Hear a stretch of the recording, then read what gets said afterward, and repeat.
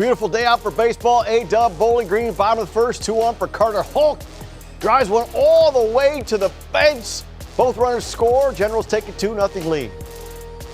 Big fifth inning for both these teams. Here, Andrew Tucker finds the grass. Yeah. Logan Bergeron, Tucker Kraft both score. Bobcats put 6 runs up in the fifth at 7-2 BG, but the Generals respond. Andrew Murphy hit the shallow center. Braden Tice scores. A few batters later, more Generals. Brock Narker, RBI shot out in the right. Both teams combined for a total of 14 runs in the fifth inning. Generals win 10-8.